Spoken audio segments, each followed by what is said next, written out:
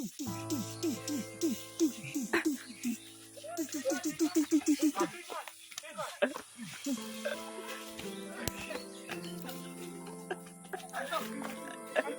নাইমা রাজা, তোমরা এবার বলো, তোমরা সুরেশকে কেন মারলে? একটা নিষ্পাপ প্রাণ কেন তোমরা নষ্ট করে দিতে পারো?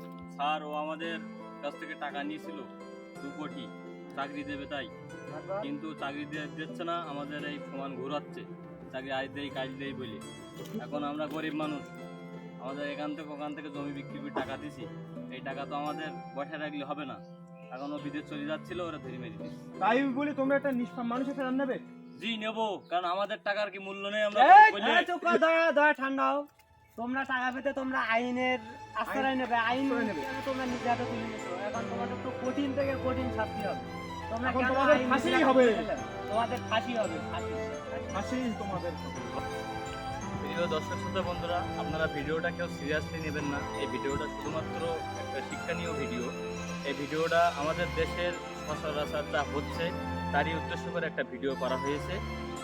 তো আপনারা ভিডিওটা এজন্য করা হয়েছে যে ভিডিও দেখে আমরা অনেক কিছু শিখতে পারি বা অনেক কিছু জ্ঞান এই ভিডিওর ভিতরে আছে। এই ভিডিওটা শুধুমাত্র